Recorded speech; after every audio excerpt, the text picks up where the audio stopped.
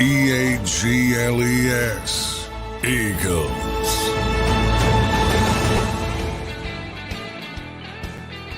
Welcome in, everybody, to a Tuesday edition of Birds 365. Back here, June 25th, so about just under 30 days left to go until the Eagles report for training camp on July 23rd. Johnny Mack, it's right around the corner. The season is right around the corner. Once training camp starts, it all feels like it all meshes together real quick. Good morning to you, Johnny Mack. Good Tuesday morning. How you doing, sir? Doing well. Hope everybody's doing well out there. We got a little bit of a respite from the heat locally, but it's back today. So we'll get through it, I guess. Maybe. Big weather today. I didn't even look yet. Yeah, 90. Back in the 90s. Tomorrow's going to be really, really, really hot. Yeah, I got 95 on my radar for tomorrow. Yeah. I spent too much time John Belarusing things this time of the year, checking the weather. Yeah, me too. I like weather. I don't know why I like it, but I look and I enjoy looking. I need to know. I grill a lot, so I need to know. Oh, there you go. When the thunderstorms are coming, so that's my. What kind of grill? What's Johnny Mac's grill of choice? A lot of them out there. Everything. I'm not the gun. The other day I was grilling salmon. I grill everything: fish, chicken. What's the hardware though? Are you a Traeger guy? Are you a Green Egg guy? Are you a Blackstone guy? Are you a Weber charcoal? That's what I go with. No, I don't charcoal it. It is a gas grill. I don't even know. It's old. I can't even tell you. I'm not that kind of guy who knows. You just like being outside and grilling some meat, right? Basically, I like getting away and being by myself and drinking beers while I'm cooking for everybody else. Johnny Mac, I understand that more than you know. So that's good stuff. Maybe one day I'll have to get some Johnny Mac grilling. Sounds like you do a good job. Johnny Mac, let's get into some what we've been talking about. For anybody that's been listening in the last couple episodes of Birds 365, we've been diving through each Eagles opponent. So we got through a lot of them. Yesterday we did 2 NFC East teams. We've already talked about the Giants. So we did Commanders. We did Cowboys yesterday. We talked about the Jags, the Bengals, the Browns, the Bucks, Falcons, Saints, and the Packers all last week. So we've done a lot of the teams now. We just have a few left. So I want to start the show today to run through them. And then a little bit later on in hour number 1, we'll talk about some Dallas Goedert, get into a little bit of the offense, what we think he's going to be used. I mentioned I thought he was overrated earlier in the offseason, and I got bashed in the comments. And I want to correct that. I don't think he's overrated. I think maybe he's underutilized would be a better expression of what I believe about Dallas Goedert. So we'll talk about that. And then in hour number 2, we'll have Big Bill. We'll have Bill Colarulo from 97.5 The Fanatic, who will join Birds 365 in hour number 2. So good show planned. But Johnny Mac, let's dive into these teams. Yesterday we did Commanders and Cowboys. So we're coming out Eagles, Rams, Johnny Mac. I think the Rams are kind of a good team this year. I think I know they lost Aaron Donald, but I think they could be sneaky pretty good. What do you think of the Rams going into this year?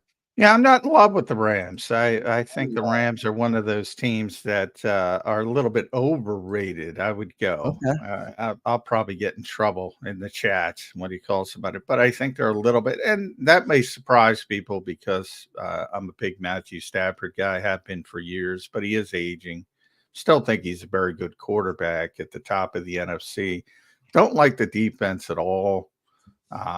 Don't think they're very talented. Maybe that makes a lot of sense considering Sean McVay's the guy out there. So they're very offensively driven, as you should be. But they kind of take it, I think, to an extra degree. You think about Aaron Donald and how much he's had to do by himself over the years without a great supporting cast. And that to me is another check in his column as far as just how good he's been, and then to assume you're going to replace him with Braden Fisk. I mean, yeah. And who's the other guy that got in that defensive line? Is it Verse? Well, you talking about Kobe Turner? No, I thought didn't they draft another dude this year on the defensive line? I thought I saw one of our Rams Braden guys. Fisk is the guy they drafted. The Eagles thought they were going to go up to get They were going to go up. You're talking about Jared Verse. I'm sorry. Yeah, Verse. Yeah, Florida State. But they thought the Eagles thought they were going to go up to get Cooper DeJean, if you remember, they traded up to 39, and the Eagles were very upset by that, assuming they were going to steal Cooper DeJean. They want Braden Fisk to um, sort of replace Aaron Donald, which again, good luck with that. First, good luck first with though that. is more the pass rusher.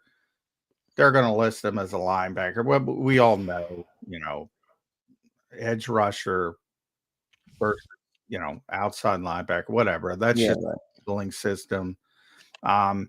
Is he one of the best pass rushers? Probably in this draft, but I don't think it was a very deep draft when it came to pass rushers. Latu, I liked from UCLA, but he's got a lot of injury questions. Dallas Turner, probably the best one from your school. Alabama, Zander, but he's probably the best that was in there. But it was a weak draft, and you saw it. Latu was the first defense, but remember how many offensive players Yeah, man, it was set a a lot. record. Yeah. And Latu was surprisingly the first defensive player to go. It probably should have been Turner. I think he was the best defensive player in the draft. But typically, when you talk about edge rushers, you're talking about one of those guys in the top 10 minimum, sometimes. Yeah, right. So it shows you the class was kind of weak. Yeah, because it's such a valuable position. So I don't know. I'm not in love with what they have on defense, but we'll see. We'll see how it shakes out. Offensively, you do have Cooper Kupp, you do have Puka Nacua, you do have Kyron Williams, who's turned into a very good running back early in his career. Their offensive line's pretty good too. No, I mean they got like a top 10 offensive line. I don't know. I don't know if I go that high. I think it's getting better. I think it's when they were winning. I don't think it was a strength. That was the rare. Typically, when you look at Super Bowl teams, you say they usually have a good offensive line. I don't think that was necessarily the case with the Rams. It wasn't terrible. They added that Jonah Jackson, but I don't know. Yeah, Jonah Jackson's a good player. Their left tackle's Alaric Jackson. I'm not in love with that. Rob Havenstein is okay at right tackle. Kevin Dotson's pretty good. And Steve Bia is going to be their center. Yeah, I would put them middle of the pack on paper. Not terrible, but I wouldn't put them in the Eagles, Lions category, Browns category. Those are the top offensive lines to me. And Puka's going to be somebody to keep an eye on because I do think people in the league were surprised by him last year, obviously, and they're going to make adjustments. So we'll see if he can double it up. They're a good team. I don't think they're a great team. I think they're on the cusp of the playoffs. And if they win, a couple big games, they'll be in the playoffs. And if they lose them, they'll probably be outside looking in. Yeah, where I think my mind goes consistently with this team, the Rams. You talk about some of those offensive weapons. They do have Matt Stafford, who I've always believed is an elite quarterback. They do have Cooper Kupp. They do have Puka Nacua. Talked about Kyron Williams. And then they have Sean McVay. I think that, especially when we're talking about a matchup with the Eagles, I think that they're going to outcoach us, and especially on the offensive side of the ball. And that's where maybe I give them too much credit. Maybe I give him too much credit, but that's some pretty good weapons, and it's a pretty good offensive mind. The Eagles have had pretty good success against the Rams. They played them quite a bit. It's worked out that way, and they generally, hey, Sean McVay's the guy when you talk about NFL offense, or Kyle Shanahan. You can toggle back and forth between those two. So the Eagles seem to have had, solid success against them. So maybe that's part of it. I've always thought he's been a little bit overblown as opposed to Kyle Shanahan. I'm more of a Kyle Shanahan column guy. You've kind of turned me into that too. I mean, I love Kyle because I know Eagles fans. Well, there's plenty of things to criticize him as a head coach and game management. Yeah, but watching his offense, Johnny Matt, that's like as fun as it gets watching football. I know Eagles fans are going to hate me for saying that, but that team is fun to watch. That offense is really something else. Yeah, and I think he's the best play schemer and football game planner, setting people up. And, Sean is very good. I'm not saying similar to my, oh, by the way, I got killed for my LeBron's better than Michael comment. Oh, did you? I'm used to it. I've been saying that for I was years, gonna but say it's similar to couldn't be that. the first time you put that out there. I think when you say something like that, people assume you're criticizing the other player. Like that's not the case. I'm not saying Sean isn't good. I just don't think he's the best. So everybody thinks he's the best. And I don't want to compare him to Jordan, but to use that because I got in trouble yesterday. Yeah, right. I mean, that's a horrible take. To those people, look in the mirror. You're talking about it. Even if you want to say, I'm not going to argue with people that say Michael's better, but even if you want to say Michael's better, you're talking about an all-time 20-time All-NBA player who's won 4 NBA championships, who's the all-time leading scorer in the league, who made himself in to be Defensive Player of the Year, who, by the way, at 39 years old, was averaging 26, 8 rebounds, 7 assists. Come on. Yeah. No, I see. Open your eyes. I'm a Jordan guy, but I would never dismiss the talent of LeBron James. I've consistently said, and I don't know, maybe you can say, but to get it back to Sean, and because I think Kyle's better, I'm not saying Sean's terrible. I just think people, because they're so over the top, I think people overrate him a little bit. Would it be fair to say LeBron's the better talent and Michael's the better winner? Yeah, well, that's what everybody defaults to because he never lost the finals. It's 6-4 now, and LeBron keeps playing, and he's been in more. Yeah, I think the interesting thing that I'm not a LeBron hater, just to be clear, because some people are like LeBron haters that like. We're already on a tangent. I know we are, but I want to get it out. I do think it's funny though how when you lose in the finals. Right, yeah, you're criticized. Same thing with Michael lost earlier. Like he lost in the first round of the playoffs or the second round instead of losing in the finals. Exactly. And you're criticized more for losing. It's so dumb to base your whole argument on that because other guys are contributing. And you're right. For years he couldn't get by the Celtics, and then it was the Pistons, and he was losing earlier. So you're penalizing the guy who always gets to the final because he can't win the NBA finals. And he's won 4 of them, by the way. It's insanity.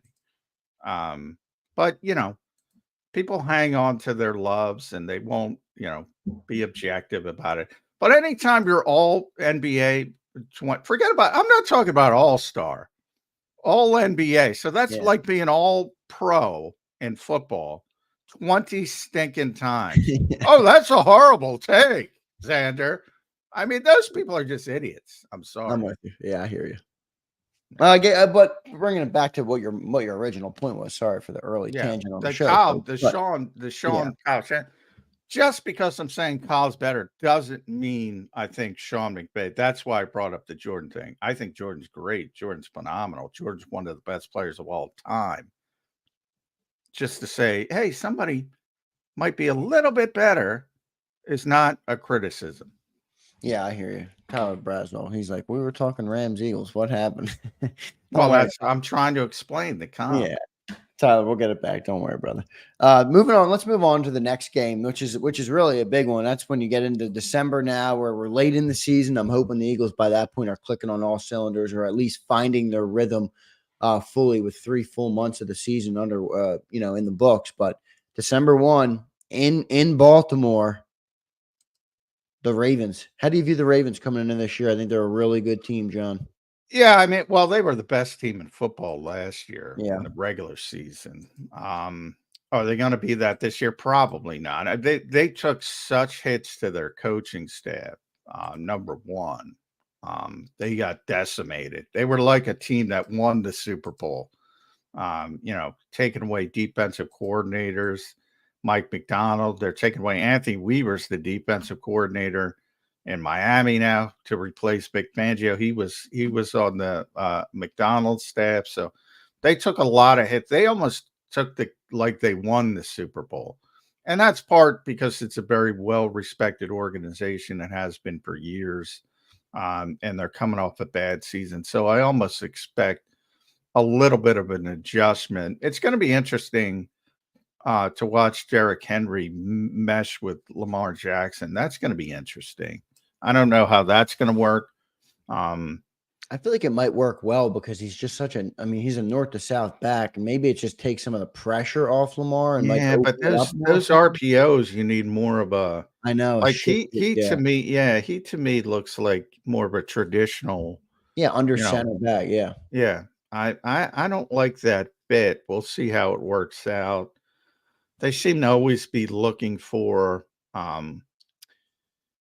one more receiver. And Zay Flowers is pretty good, and he's getting better. Rashad Bateman's pretty good. He's getting better. Nelson's there. Nelson Aguilar is still there. Mark Andrews should be back fully healthy. He's one of the best 3 tight ends in Yeah. football. They have a very good offensive line. They're probably in that conversation of being, top 5, depending on how healthy Ronnie Stanley is. At one time, he was the best left tackle in football. He's not that anymore. He's had a bunch of injuries. Tyler Linderbaum, though, he's now in the conversation to be among the best centers, probably with Frank Ragnow in Detroit.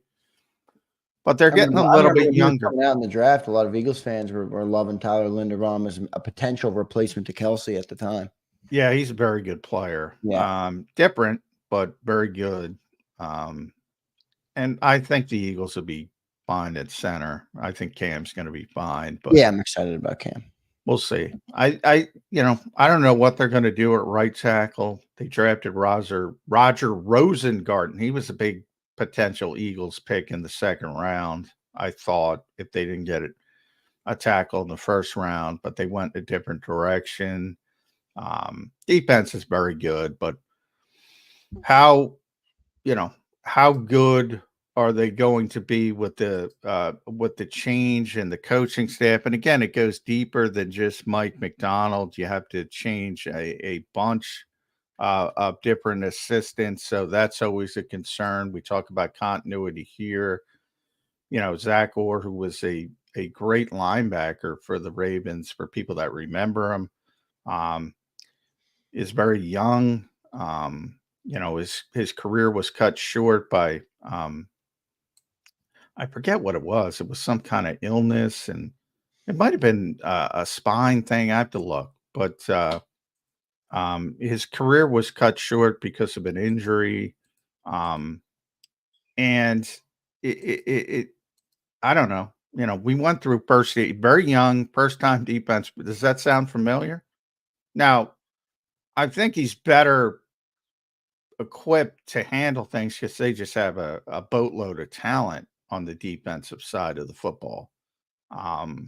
So I don't think it's going to be terrible like it was here last year when the Eagles struggled, certainly from a talent perspective in the back 7.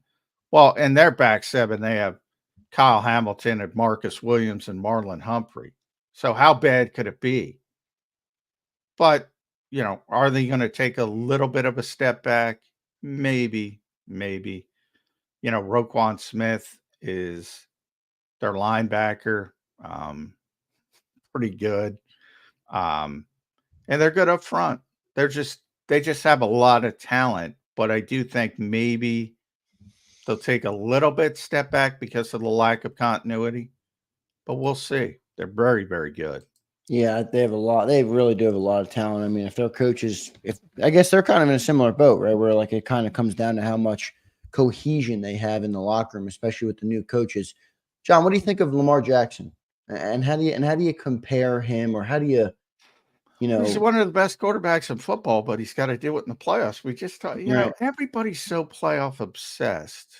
And I get it. I mean, that's the goal.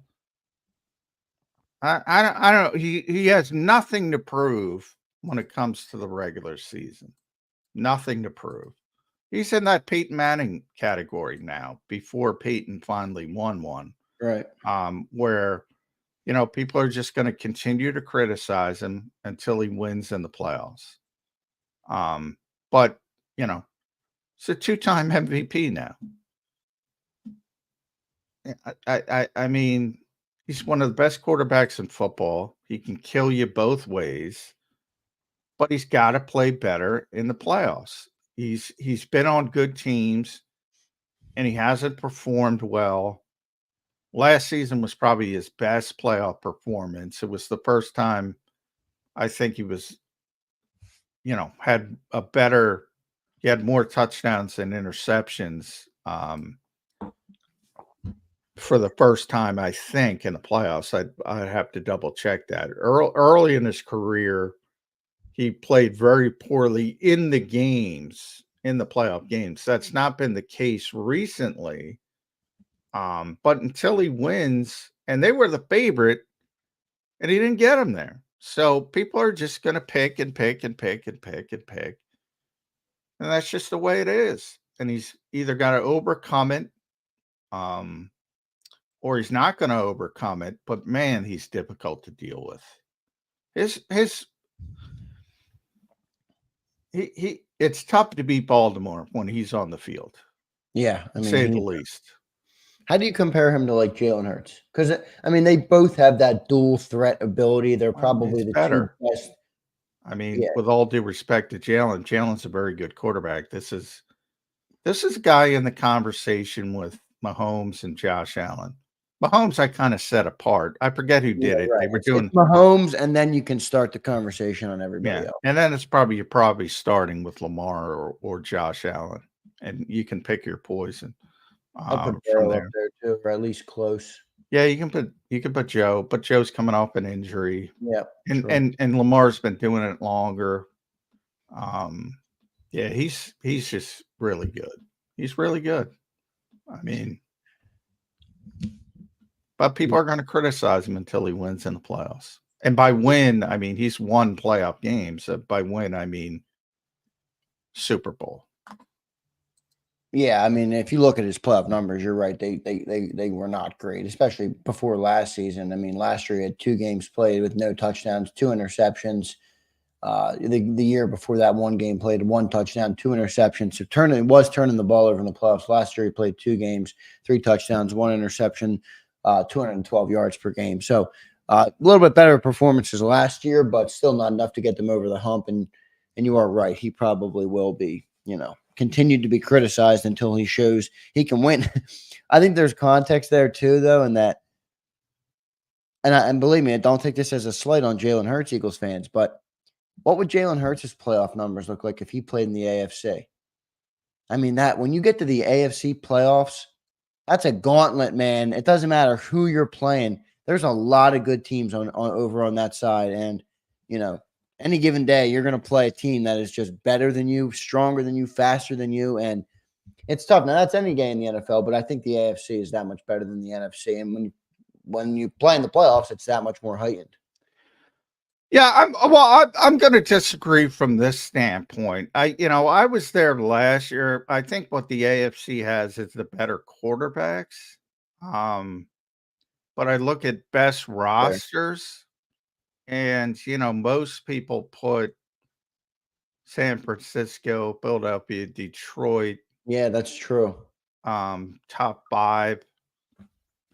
And, so I think the NFC teams might be a little bit more well-rounded, as, we say. But the AFC has so many good quarterbacks. And yeah, that's really what it is. And that's what the NFL loves to sell. So they kind of push it a lot, Yeah. And I think that's been the case, with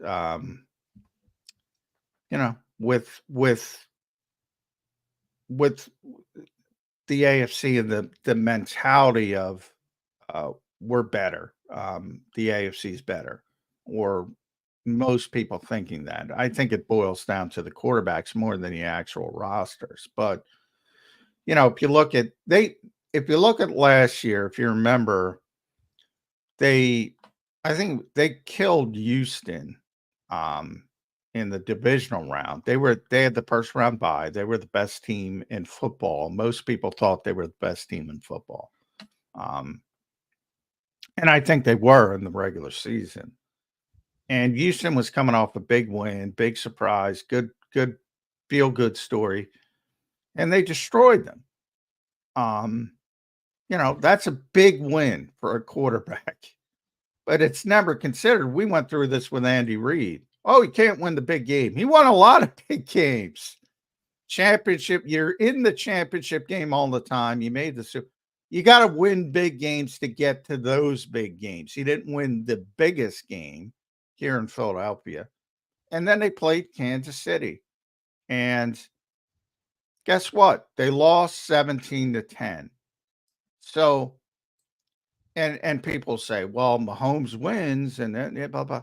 They scored 17 points. Right. By all means, that's a bad day on offense. Yeah. But you won the game, yeah. So, I mean,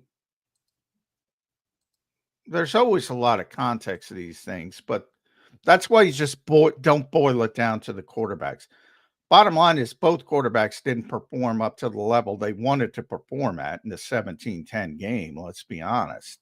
And it was good defenses, and Steve Spagnuolo had that Chiefs defense peaking at the right time. The Ravens defense was tremendous all season. And it was a 17-10 game. But yeah, dismiss Lamar Jackson. So many people do. It's absurd. I think this is a great point from our friend Bob Brown. Bob is always giving great comments on the channel. He says the difference between Lamar and Jalen is that Lamar does not have a franchise that are trying to change his game. Baltimore has embraced Lamar as he is. I think that is definitely true about Lamar. I mean, they have really built a team around him. They have embraced his skill set. I think the Eagles have done that with Jalen. We've started to see them maybe start to push him in a different direction, which we don't love, but that's a great take by you, Bob Brown.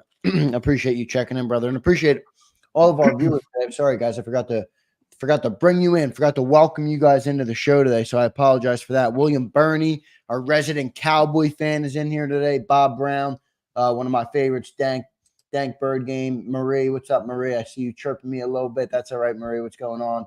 James Vanover, Dank Bird Gang, Say Quads, Martez Lewis, Twiz the Jigger. What's up, everybody? Madness. We appreciate all you guys being here. Anybody I missed, sorry for missing you, but we do appreciate your support and for you guys being here. Stephen Patton, what's going on, everybody?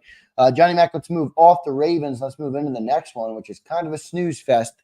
The Panthers. They are a snooze fest. Yeah. By the way, Bob Brown, one of the great Eagles of all time. By the way, Bob Brown. Yeah, not to be confused with our chatter, Bob Brown. Yeah. Panthers, Johnny Mac, what do you think? In the conversation again for being, one of the worst teams in football, maybe the worst team in football, I would say right now. Probably talking about them, New England. Anybody else? Maybe Las Vegas. I don't like what's going on in Las Vegas.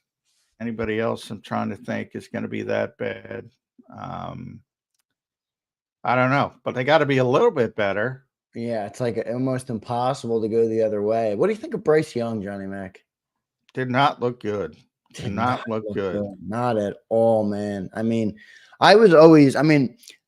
full disclosure, everybody knows I'm a Bama guy. I went to Alabama. I'm a big fan of anybody Alabama. But I remember saying to myself a couple years ago when Bryce Young won the Maxwell Award and JAKIB Media was producing the event, and he walks to the back, and I shook his hand, and I'm getting him ready to go on stage, and I'm like, he walks away, and I'm like, boy, that guy is small, man. And I don't want to, I don't think it's a condemning on who he can be as a player, but I think it's a valid concern. And then when you saw what he did on the team, now his team's not helping him out. Maybe if he went to a better team, he'd be in a better position.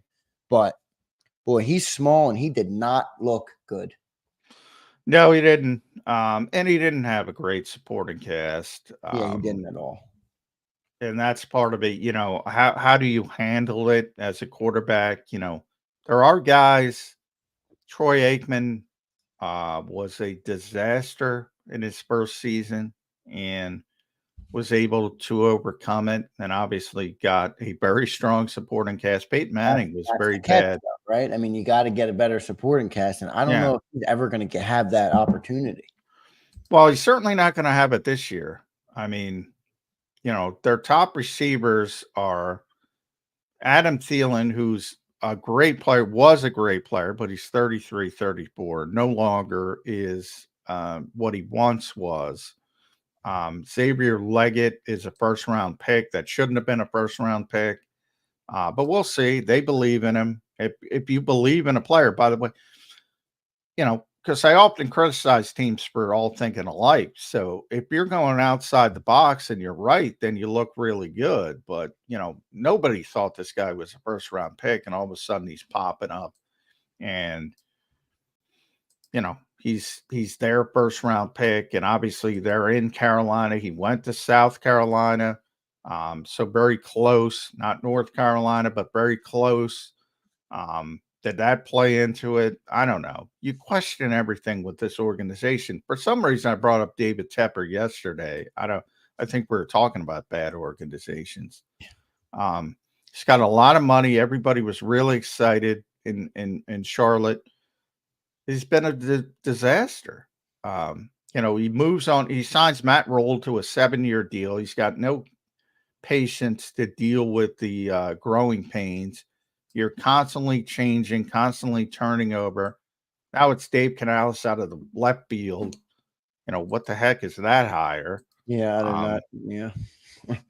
Yeah. If you even think at it from a standpoint of, he was not one of the hot offensive guys. If you think about that Tampa Bay offense, which was okay, obviously saw him beat the Eagles, but it certainly wasn't explosive. I don't know. I don't like what's going on there. Maybe it's Mike K's fault, our old buddy Mike. Yeah, Mike K is down there. Yeah, maybe it's his fault. Blame him.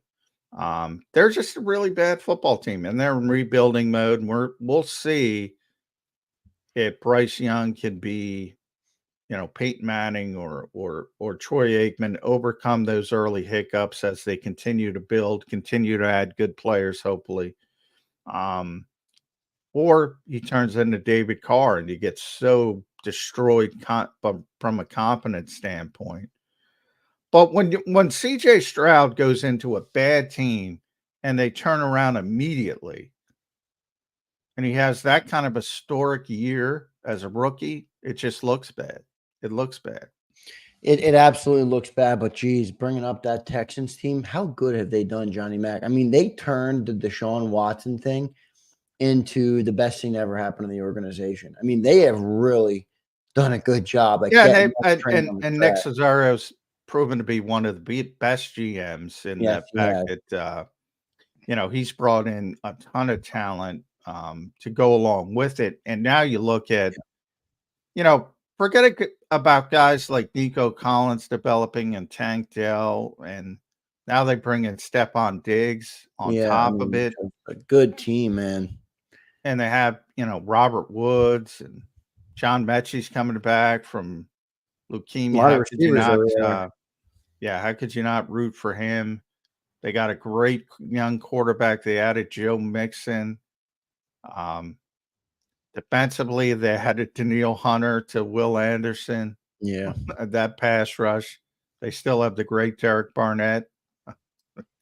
That's what I mean. Like, even going back to the Bryce Young conversation, like, I'm not saying that Bryce Young would be CJ Stroud, because I think what CJ Stroud has done should not be discounted, even with his good supporting cast. I think he came in and exceeded everybody's expectations by a long shot. I think he's going to be a star in this league for a long time. But like, look at what Bryce Young is playing with compared to what CJ Stroud is playing with. Yeah, but who was, yeah, you're right. I mean, they clearly, that Houston's a team that should be in that conversation more when we talk about best rosters. That's how quickly they've turned it around. But nobody was talking about Tank Dell and Nico Collins before he got there. That's true. It's a good point. He elevated those guys a lot. Yeah. And Dalton Schultz is a good player as well at tight end. So, yeah, they've added a lot. Laramie Tunsil's one of the best left tackles. They're good. They're good. And they turned it around quickly. And that's how quickly you can turn it around. They picked the right GM, obviously, finally, because they went through a long stretch, just awful. And when you start making good decisions, you can turn things around quickly in this league. Yep. So just back to the original topic of the Panthers, they ain't very good. No, and that should they be a do have stretch. Miles Sanders Yeah, I'm still, sorry, and Rashad Penny. By the way, they have Rashad Penny. They're picking up all the Eagles' backs. Sorry, Miles. Sorry, Rashad, but you guys are not enough to strike fear in your opponent. I hate to break it to you, but that is the truth. Johnny Mac, last team we'll talk about because we've already hit the Giants, we've already hit the Commanders, and we already hit the Cowboys. December 15th game, a 4:25 game in Philly. The Steelers come to town. Steelers are one of those teams that are always in the mix. At least they seemingly are always in the mix. They become like the Super Bowl champions of like the 500 record. Like I said to Cilio, and I'm on his Oh show. no! Don't say that. That's Yeah, the whole I point. think that, Johnny Mac. I'm like tired of hearing that they have a winning record every year. I'm like, okay, Well, great. that's the whole point. They ain't five. Well, you can't be 500 now that they play 17 games. But yeah, to go and I'd have to look up Mike Tomlin, but we're talking about 17, 18 years now. Yeah, And to no, it's good. never, I think Mike is a great coach. I think he's one of the best coaches in the NFL. I just he's think, going to the Hall of Fame. To never have a losing record in this league over that span with the same team, that's an accomplishment. I don't care what you and Dan say in the afternoon. That's a fucking accomplishment. fair enough. I mean, I'm counting it up. 1, 2, 3, 4, 5, 6, 7, 8, 9, 10, 11, 12, 13, 14, 15, 16, 17 consecutive years never having a losing record with the same team. Now, It's good, but don't you think it a little bit lowers the barometer for how you define success? I mean, look, I agree. 17 years of never having a losing season is unbelievable. But in its own regard, like, or in a different conversation, like, I don't really think fans want to be 9-8 or 10-7 every year. You know, you well, want they're not. They've made the playoffs 1, 2, 3, 4, 5, 6, 7, 8, 9, 10, 11 of those times. Have they had some? Yeah. Back when they played 16 games, they had some 500 seasons. They just didn't dip under it. But 11 out of 17, they're in the playoffs. no, it's good. You're right. It is good. I just think it's a little bit of a, you know, In a league built on parity, it's astonishing. You know? It's astonishing. No, I see what you're saying. I agree. I do agree. But what do you think of the team coming in at 24? You know, and that's why they're not. That might be the best division in football, and they're the worst team in that division. We just talked about Baltimore is great. They're in the conversation to be the best team, even with the chains. I think Cleveland is probably the most talented team. People don't realize how talented they are, if that makes sense. Yeah. Cincinnati's getting Joe Burrow back. So they're the worst team in that division. Which is a great division. And they're starting with Russell Wilson. I don't know how much he has left. I with all due respect to my old partner Jody Mack, Justin Fields can't play. I saw him live in Chicago. Processing is you don't put it on the stopwatch. It's a sundial with Justin Fields. Takes forever. Doesn't trust what he sees. That is a red flag times 20. You just can't process. I've closed the book on Justin Fields. He can make a play because he's so athletic, but that's not what you want. Receivers are okay. Roman Wilson's a rookie they got. That's a guy I thought maybe would be a good fit for the Eagles. You can see the Eagles tent. They have a bunch of ex-Eagles because you really Andy can. Waddle's out there. They drafted the guy I think the Eagles would have drafted at 22 if he fell, and that's Troy Fautanu. Isaac's out there. Isaac Seumalo. Zach Frazier is a good rookie as well. Pretty good offensive line. And they took the line. Are they the guy who took the linebacker, Peyton Wilson? Did they took Peyton Wilson, another guy I think the Eagles should have taken. Yeah. They signed Patrick Queen away from the Ravens so that, you know, you're taking something away from the Ravens, adding it. They still have TJ Watt. He's got to stay healthy. Cameron Hayward's got to stay healthy, but he's a very good player. they're a good team. They're in a tough division though. Minka Fitzpatrick, one of the best safeties in football. They're a good team, but they're in a tough division. But yeah, I disagree with you and Dan if you're criticizing the Pittsburgh. Well, no, I'm not criticizing it. I just think the expectation has now been lowered there to like just get above a 500 season. Well, I talked to a lot of people in little Pittsburgh. bit of a that can, as good as it is, there are negatives to that, to aspiring for that. And I don't think they're aspiring for that. I don't either, but I think people have gotten into the mode of like, the Steelers did it again. They win 9 games. And I'm like, okay, but like, I would want more. That's all I'm saying. I'm not saying it's not an accomplishment. I agree. Well, the point there in the after, the disappointment maybe is, losing when you're 13-3 or 12-4 and losing, playoff games with Ben Roethlisberger, a Hall of Fame quarterback. Now you're in the after era of Ben Roethlisberger, and you're trying to figure out the quarterback, and yet you've still been able to stay over 500. That changes if they can find a quarterback, but that's easier said than done. I don't think Russell Wilson is the answer. Kenny Pickett wasn't the answer, obviously. I mean, they lost Ben Roethlisberger,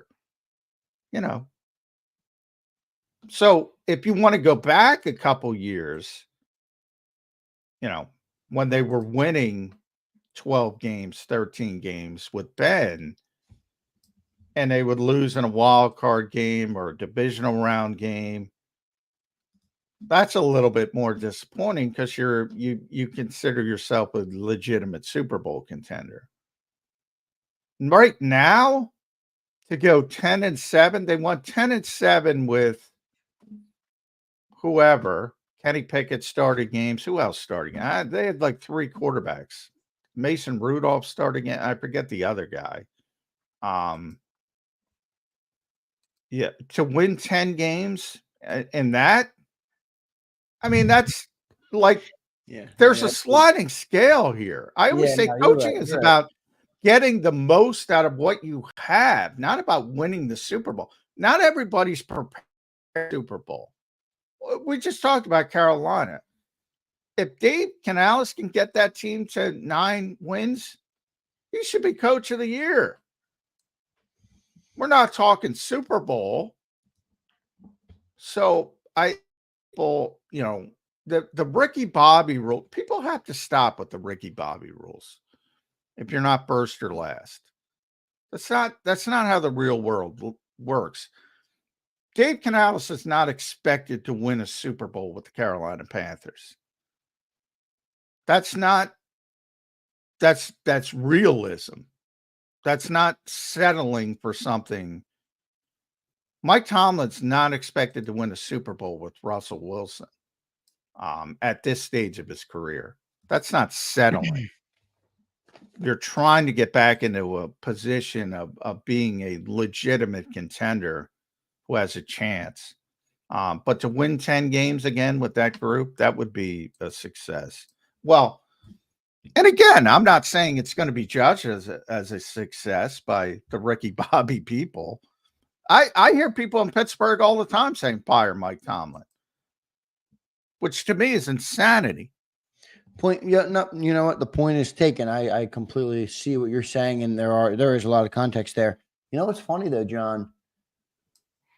17 years in Pittsburgh. Mike Tomlin is not really an old guy. He is how old? I don't know how old. Very young coach. Well, Pittsburgh is notorious for continuity, right? They just hired Andy Weidel a couple years ago. I have a feeling that Mike Tomlin could be there for another good run here with the new regime in the front office. I don't know if he's going anywhere. 17 years could become 25, 30 real quick if they're really, Well, they've had 3 coaches since 1968. That's what I mean, right? And they don't like firing coaches. They didn't like firing GMs. Their last GM retired. I remember he was a guest on one of our afternoon show with Dan Cilia.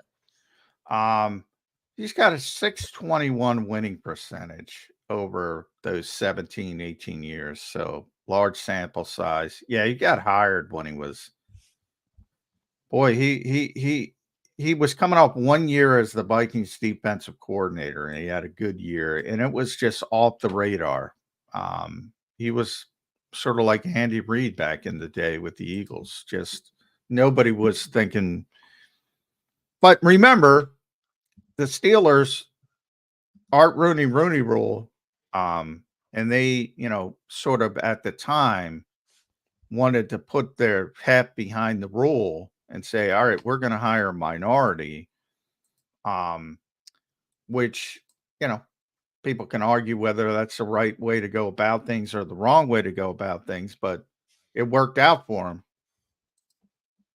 And anybody who says it didn't, I don't think knows a lot about football. No, I agree. You're right. I mean, he's one of the best coaches in the NFL. I just don't want, if you're a Steeler fan and you're in the chat, you can chime in, and you might not be out there. I'm not really sure. We have a resident Commander fan in here. We have a resident Cowboy fan in here, Bernie. We have James Jones. We need like a resident Giant fan. We got the whole NFC East represented except for the lowly Giants. Maybe they haven't come out of their hiding yet. They're waiting for the Daniel Jones era to end. So we will see. That's everybody though, Johnny Mac, right? We hit that. We hit the Commanders already. We hit the Cowboys already. We hit the Giants already. Those are your final 3 games of the season, which I think is, in a way, I think it's a gift to the Eagles. I mean, you close out with 3 straight NFC East games. The Cowboys is a tough game, but that's your home Cowboy game. And then the Eagles Giants to close out the season going into the playoffs. One of the big things I think I'm looking for this year, especially for the Eagles, Johnny Mac, is when they get going. Like last year, they got going too early, and everybody was like, "Oh, they're the worst 10-1 team ever," or whatever they wanted to say. The reality is, they won their big games early. They beat the Chiefs, they beat the Buffalo Bills, they beat Tua, they beat everybody, and then they fell. So I'd like to see the Eagles kind of get going later in the year and have a chance to really make a run going into the playoffs. Yeah, you want to peak. There's a lot of 5 games later. lend to that. Yeah. Yeah, if you think about, and that's one of the things with the younger players. 2 years ago with Kansas City playing all the younger defensive backs, and then they got better as the season went on. So maybe that should be the blueprint for the Eagles and say, all right, let's get these guys up to speed. Let's get the startup costs out of the way. Second half of the season, they start to settle down. But, Philadelphia's a little bit different than everywhere because it's so hyper-focused. And, man, they're going to take some hits if they do not perform. Expectations are a big deal with this team. I talk about it all the time. And they affect them. And they affect the way they think. And I don't like that from the Eagles' perspective. They try to block things out as best as possible, but they don't block things out as best as possible, in my opinion.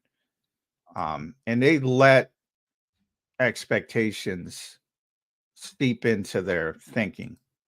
That's one of the few criticisms I have about the brain trust of that organization. They're too hyper-focused on what people think they're going to be, and they want to live up to that standard. Now, some people will say that's positive.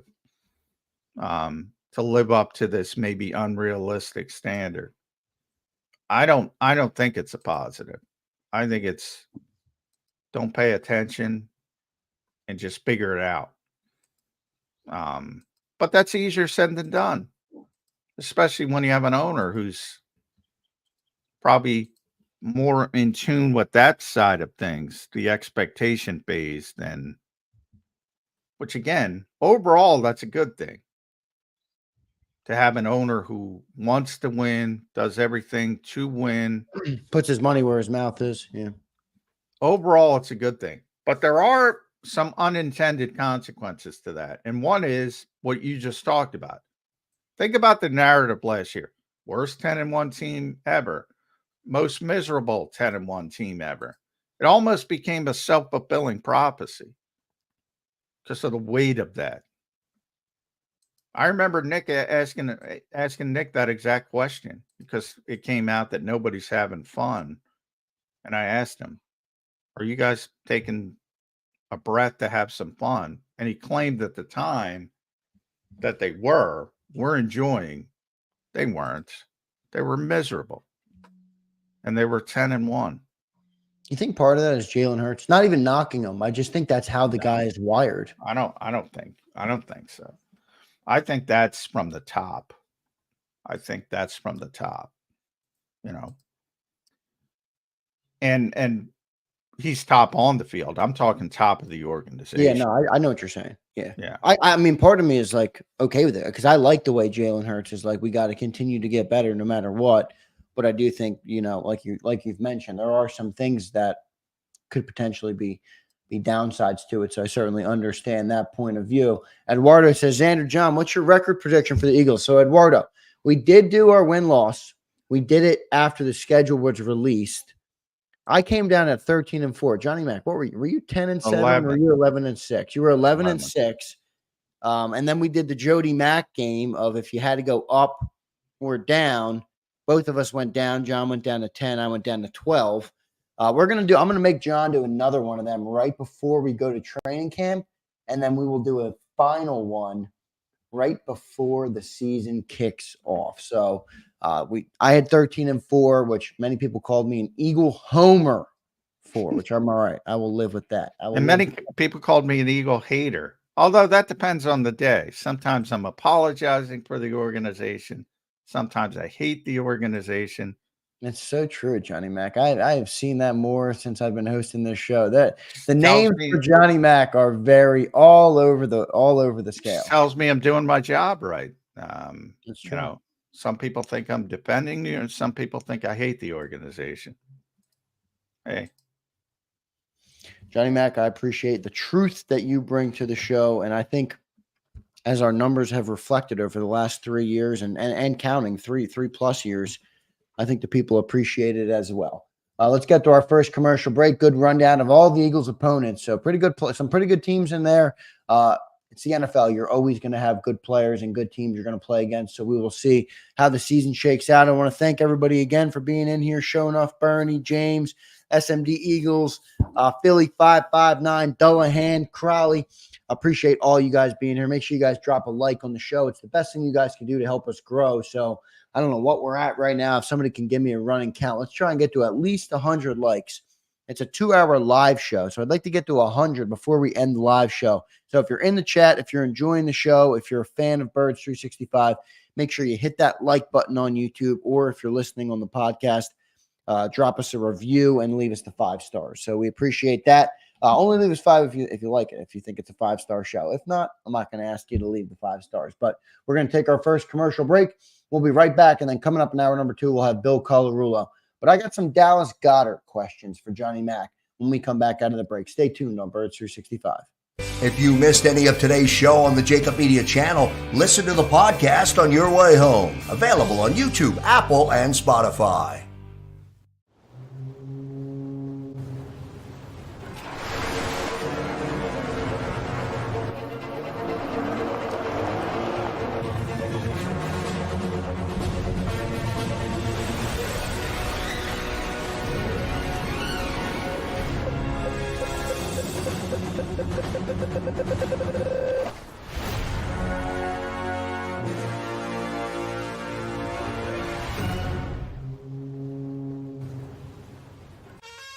Is the best vacation one that you find, or one you get lost in? One that takes you to new heights, or reminds you to go with the flow? To get your feet wet and your wheels spinning? One that lets you find your own rhythm, or get carried away? Find the best of yourself. Get lost in the woods. Plan your stay in the Wildwoods today. Win and save this baseball season from Colony Pools and Power Washing, a local company serving Delaware, Delco, and Chester County since 1970. Are you tired of looking at your green house? Is your roof, siding, deck stained green from algae and mold? Let the experts pressure wash your home and take the pressure off of you. Win with Colony Pools and Power Washing. Call them now at 302-762-2250. That's 302-762-2250. Go passionately. Go fearlessly. Go confidently. Go Birds! Go confidently towards your goals with First Trust, Philly's hometown bank for nearly 90 years, and the official bank of the Philadelphia Eagles. We're focused on getting you over the goal line. So go with conviction. Go with trust. Go Birds! And go forward with us by your side. First Trust Bank, the official bank of Philadelphia dreams. Oh, and go Birds.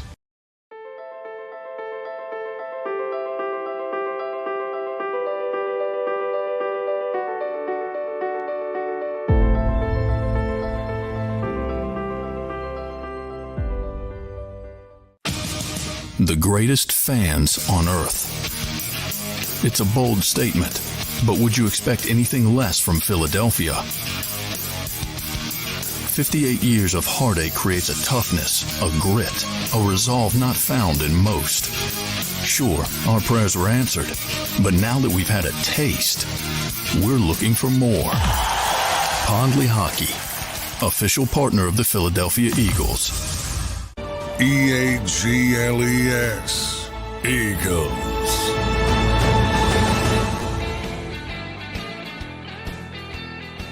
Welcome back in, everybody, to Birds 365, a Tuesday edition of Birds 365.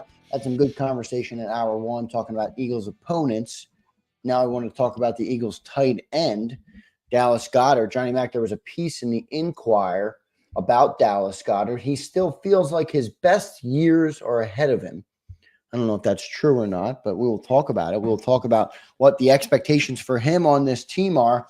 I will put it in. I will read to you a little bit of that excerpt in the Inquirer. So thanks to them on the article. Goedert, and one thing to note is Goedert, who's 29 years old, he does not have any guaranteed money in 2025, Johnny Mac. The last of his 4-year, $57 million extension he signed in 21. So technically it would be Eagles. Easy for them to move on after this year. Goedert says, I feel really good. I'm not too worried about it. I love being in Philadelphia. I'm going to give them everything I've got and let the chips fall where they may fall. And he feels like his best, he said, his best years came after 31, 32, 33. Goedert said, I still feel like the best years are ahead of me. What do you think of Dallas Goedert coming in this year? The contract situation, the age. Remember, I mean, he was 20. Zach Ertz was 28 when they drafted Dallas Goedert. So kind of a lot of people were expecting the Eagles to maybe make a draft pick for another tight end. They obviously opted to not do that. What do you think of Dallas Goedert coming into this year? I think he's a very good player. And I think there's a little bit of a disappointment that he hasn't reached that sort of, I call it the Kelsey, Kittle, Andrews level. I think a lot of people thought maybe he would be in the conversation with that group as the best tight ends in football. And he probably plateaued a little bit. And maybe that has from remember, those guys are more of a focus on their particular offenses. Probably Kittle would be the best comparison because he's a good blocker. Dallas is a good blocker as well. So Dallas is a more well-rounded tight end than, say, Travis Kelce or somebody who's more receiver than anything else. But and Kittle also has been playing with Brandon Ayuk and Deebo Samuel and Christian McCaffrey. So he's got a lot of playmakers around him as well. And still is impactful. Not that Dallas isn't impactful, but hasn't taken that last step. But he's still a very good tight end. One of the best, as I said, two-way tight ends in football. One, if he wanted me to nitpick about something, a little bit too many drops that seem to be concentration lapses because he's got very good hands. So occasionally he'll drop one he shouldn't. And then the second part, which him and Avonte are obviously very good friends. For people that don't know, they used to live together. They came in the same time. They used to be roommates until they both cashed in and made big money and got their own houses. But he plays so physically. Yeah. And it's almost like last year he hurt himself. I know, a stiff arm. Yeah. Stiff arming and breaking his forearm. And he won that Kyle Brandt. Kyle Brandt's got that Angry Run Award. He won that twice, and he's very proud of that. And I'm like, sometimes you got to be a little bit smarter and say, all right, live to play. I don't have to run over everybody. So that's something I think, as he gets older, maybe he gets a little bit, maybe he learns from that, gets a little bit smarter. Got to stay on the field. And then the third part is, look, now they have AJ and Devontae. So the numbers are going to be somewhat limited. He's not going to catch 100 passes. Like maybe at one time that was a possibility when you thought about the upside, but not with those two guys here. So, he's a very good player. The last thing you should be worried about is the tight end on the Philadelphia Eagles, because he's still top 5 in football. When he's healthy. Now, you should worry about the depth. So when you talk about the contract, the Eagles will probably tweak it, as you mentioned. Once you get out of guaranteed money, players going to want guarantees moving forward. You'll probably see an extension. Remember, the Eagles don't have anything behind Dallas Goedert. Very poor depth. CJ Uzama coming in. And CJ is, probably better than Jack Stoll, even his age, but he's 32, 33 years Jack old. went to the Giants, right, John? Yeah, Jack's on the Giants.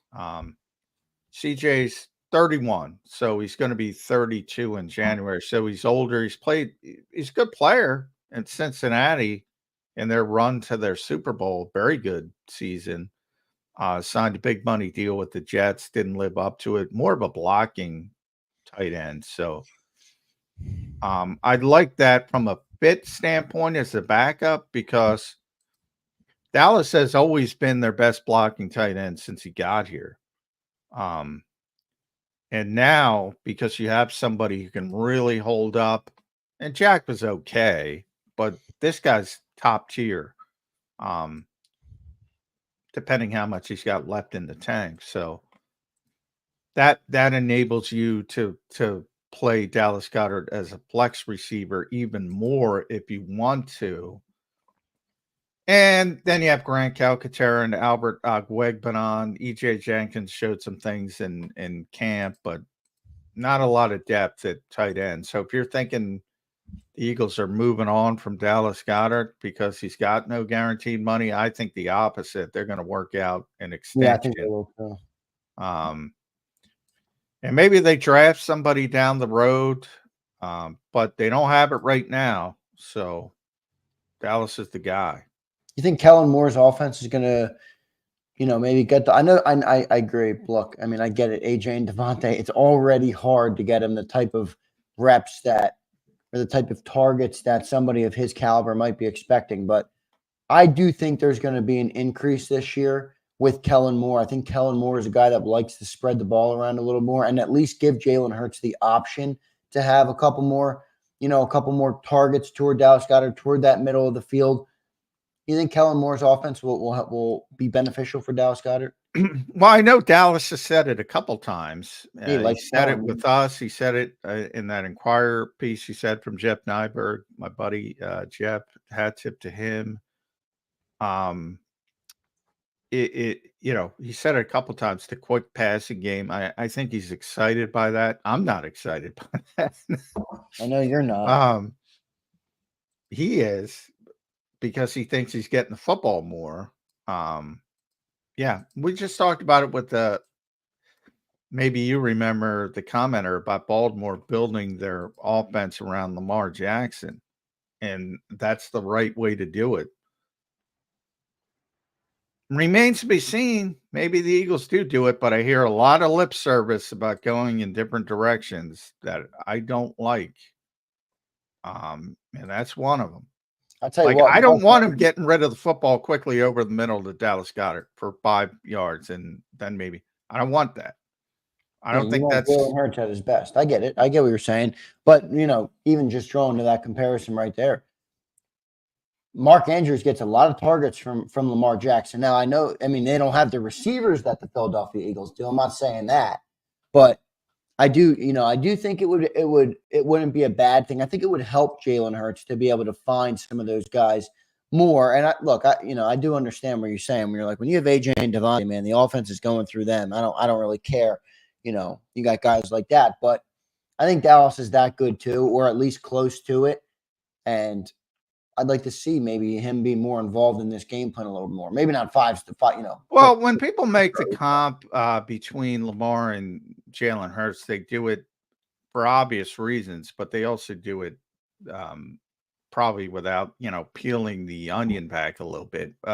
Seeing Lamar early in his career, and when he was here for joint practices, I remember he always threw it to the tight end.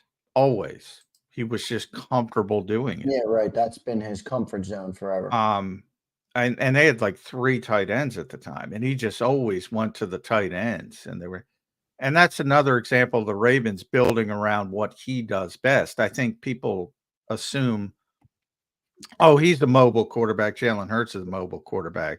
So they're the same. Jalen likes throwing the ball downfield, likes throwing it outside the numbers, doesn't like or isn't as comfortable throwing it in the middle of the field. So from that standpoint, they're not the same. And Baltimore built around what Lamar does best by bringing in somebody like Mark Andrews and some of the other tight ends they've had over the years, because they always have good tight ends. And, the Eagles are talking about, at least, again, lip service wise, it hasn't come to fruition yet, about turning into Jalen, again, Brock Purdy. Get the football out of your hands. Really? Yeah, right. Really? Is that where we're going with this? Well, is there a scenario that exists that accentuates Jalen Hurts' talent without turning him into Brock Purdy, and also means that Dallas Goedert gets the ball more? Find it. I don't know if he's ever going to be comfortable with the middle of the field. At some point,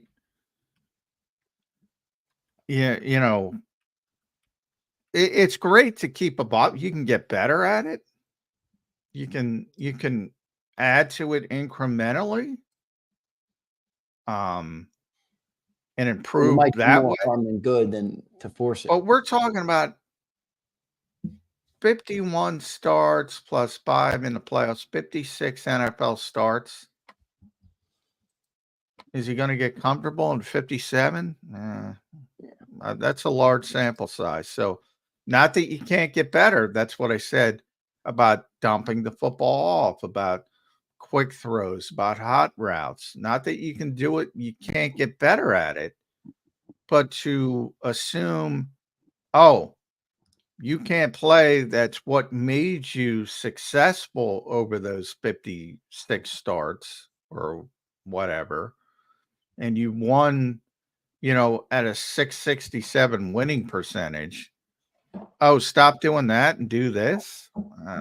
I don't like that. That. I've said that from day one. You've been very consistent on that. Let's get our buddy Dank Bird Gang. Dank, appreciate you, brother. $5 super chat. We appreciate it. Any super chat goes a long way in helping the channel. So we appreciate all of you guys for supporting the channel. It really does go a long way, and I appreciate it more than you know. Dank Bird Gang says AJ has averaged 97 receptions, 1,476 yards, and 9 touchdowns. Smith has averaged 88 receptions, 1,131 yards, and 7 touchdowns since becoming teammates. Who's throwing them the ball? Good point, Dank. I mean, Jalen's obviously done a good job. I don't think any of us haven't given him credit for that. But Did you not hear me say he's comfortable throwing the ball outside the numbers? He's not comfortable throwing it inside. Sometimes I think people don't listen to what I'm saying. Yeah, I just said he's more comfortable throwing the ball outside the numbers. I just said that.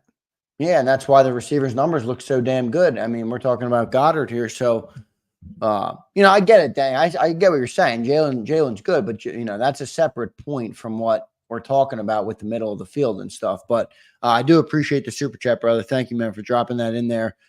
We appreciate it, John. Here's a good question from my buddy Shonuff. I love Shonuff. He is another great chatter in here, but he's pushing back on one of your things, and I want to let you answer it when you're talking about the short throws. He says, so let Hurts run around and wait for big plays to open up snap after snap. Is that the goal? It's not the goal. Off schedule is never the goal. Off schedule is never the plan. But I love it when fans say all fans enjoy. For some reason the Olamide Zaccheaus touchdown comes out to me. It comes to fruition from last year. If everybody remembers Jalen extending the play, going left, throwing the football in the end zone, one of the few big plays Olamide made. Everybody loves that, right? Well, if you're just boring into his head, all right, just dump it off to the running back and you get 4 yards. I don't think you're going to be happy with that. It's admittedly a tightrope, and what side do you want to be on? Demarcation line would be the better description. I believe in taking advantage of the strengths of your quarterback. If I have Brock Purdy, I want to dump the ball off a bunch. I want the ball out of his hands quickly, a bunch. If I have Jalen Hurts, I'm going to go in a different direction. As the previous commenter just said, he excels. Look at A.J. Brown, Devontae Smith's numbers. He excels getting the football down the field. I want to take advantage of that. That's what he's comfortable. Look at his hot charts where he throws the football since he's been in the league. He's not comfortable throwing the football over the middle of the field. Do I want to pound the square peg in a round hole? I don't. Can you get better at those things? Of course, you can always improve, and that's what I hope Kellen Moore is trying to do.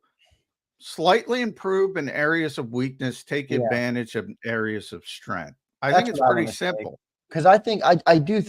On one hand, I agree completely with what you're saying, and basically, my whole point is that I do agree, but I don't think adding some of that, some of the dink and dunk, like I think some of that. I'm not saying to become Brock Purdy, but I think some of it in moments, in certain circumstances, will help Jalen in the long run. Will help the offense in the long run, where you can, add some of those elements to be able to keep things fresh all the time. And I maybe I'm wrong. We'll see how it plays out. But I'm not saying turn him into Brock Purdy. But if you rise up all the the averages of what Jalen Hurts can do, I think you have a better quarterback overall. So, well, of course, you always want to improve. That's not there. Those two things are not mutually exclusive. You always want to improve on things you're not comfortable with, things you don't do well. But you don't wake up one day and have tremendous success doing one thing and say, all right, I have less success doing this, which, by the way, isn't as important as well. So I'm going to hyper focus on that. It doesn't make a lot of sense to me. Doesn't make a lot of sense to me.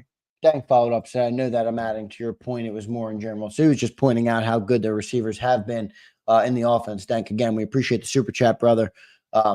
Thank you for putting that out there. Joe Whipp is another guy who comments a lot. Ignoring the middle of the field makes it far easier to defend, which leads to the offense grinding to a halt. I think he meant to say there. I kind of agree with that. That's where I'd like them to work some of the other stuff in. I don't want to do it to the point where you're changing Jalen Hurts, but I want to do it in a way that helps Jalen Hurts and helps out the offense. I don't know what that happy medium looks like. That's why they're paying Kellen Moore the big bucks and not me. But that's how I view it. I don't know about you, Johnny Mac. What do you think?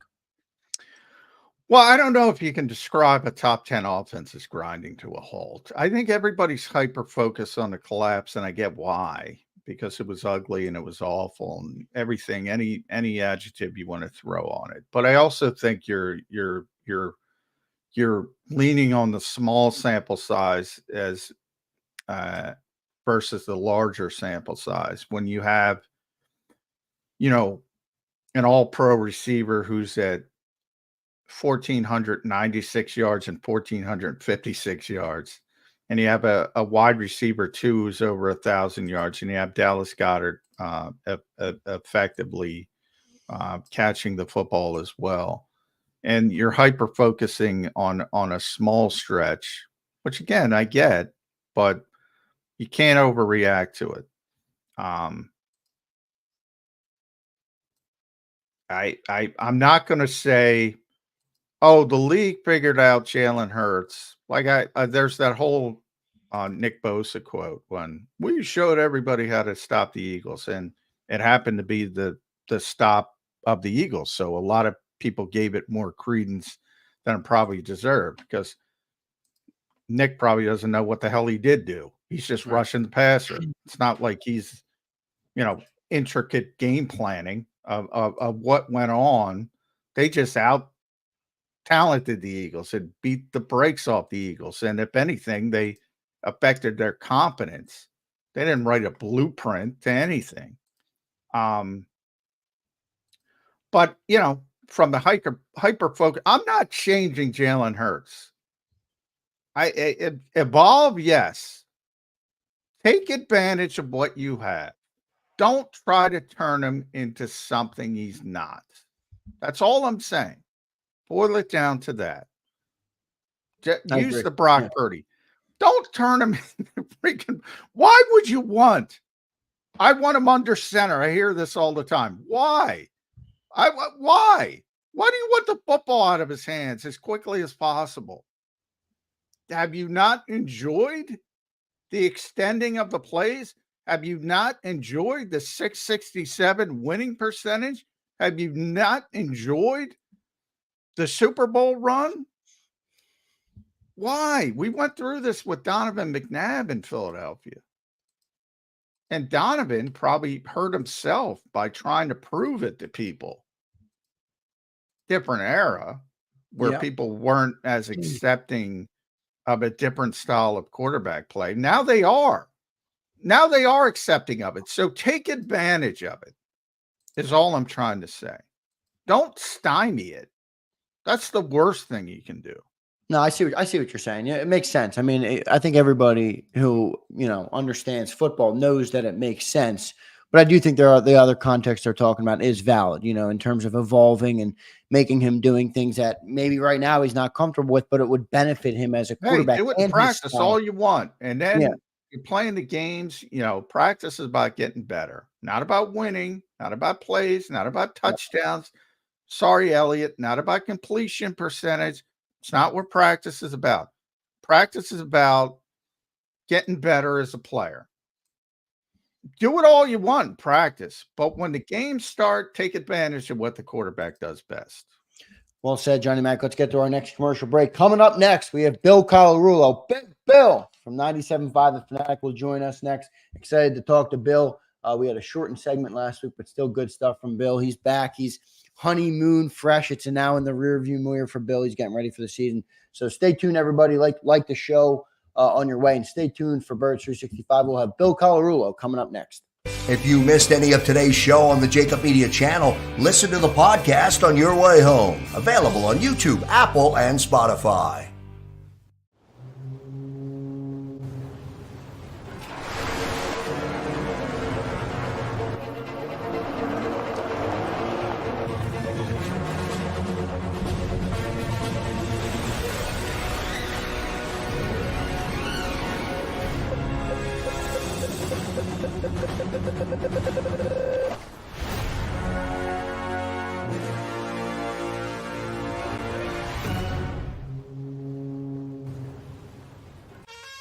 Is the best vacation one that you find, or one you get lost in? One that takes you to new heights, or reminds you to go with the flow? to get your feet wet and your wheels spinning. One that lets you find your own rhythm or get carried away. Find the best of yourself. Get lost in the woods. Plan your stay in the Wildwoods today. Win and save this baseball season from Colony Pools and Power Washing, a local company serving Delaware, Delco, and Chester County since 1970. Are you tired of looking at your green house? Is your roof, siding, deck stained green from algae and mold? Let the experts pressure wash your home and take the pressure off of you. Win with Colony Pools and Power Washing. Call them now at 302-762-2250. That's 302-762-2250. Go passionately. Go fearlessly. Go confidently. Go Birds! Go confidently towards your goals with First Trust, Philly's hometown bank for nearly 90 years, and the official bank of the Philadelphia Eagles. We're focused on getting you over the goal line. So go with conviction. Go with trust. Go Birds! And go forward with us by your side. First Trust Bank, the official bank of Philadelphia dreams. Oh, and go Birds.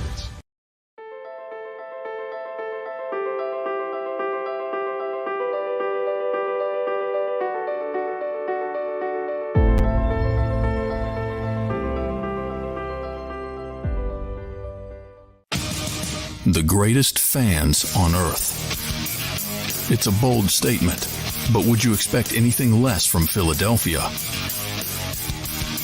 58 years of heartache creates a toughness, a grit, a resolve not found in most. Sure, our prayers were answered, but now that we've had a taste, we're looking for more. Pondley Hockey, official partner of the Philadelphia Eagles. EAGLES, Eagles.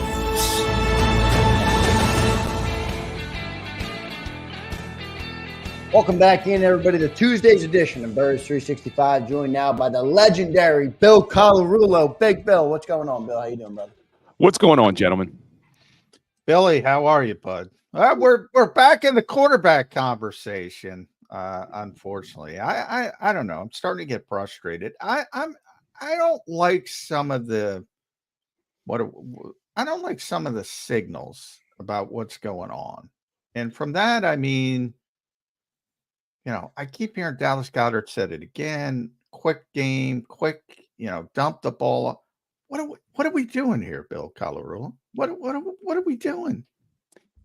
Well, it's like I want somewhere in the middle, because I've had my issues with this coaching staff in the past of that obsession with explosive plays, talking about explosive plays. Now, explosive plays doesn't necessarily mean dropping back, taking 3 or 4 seconds and throwing the ball deep down the field. You could have explosive plays, getting the ball out of your hands quickly, getting the ball to your playmakers in space. You see the 49ers do that very well, picking up that yak. But I do agree with you that I'm not going to take away things that Jalen Hurts does very well, which he can extend plays. You can take advantage of his legs at times, but it's almost one or the other with this team. Quick passes or explosive plays, meaning we're going to drop back, send everybody on 9 routes, and not have answers for the blitz. Somewhere in the middle, I'll take it, John. I agree. We talked about a little bit earlier in the show, Bill, about Lamar Jackson. I mean, he's a guy that I really believe the Ravens have built around his skill set. You think Kellen Moore is going to do the same here for Jalen Hurts? I mean, I know it's kind of what Johnny Mac just asked, but I got to be honest. I have a fear they're going to try and change him a little too much and get him out of his comfort zone. You kind of heard that in some of his comments where it almost sounded like he wasn't very confident in what they were installing around him. Now, I don't know if that's true until we see him on the field in September, but any concern that they're really going to push him the wrong way and out of what makes him great?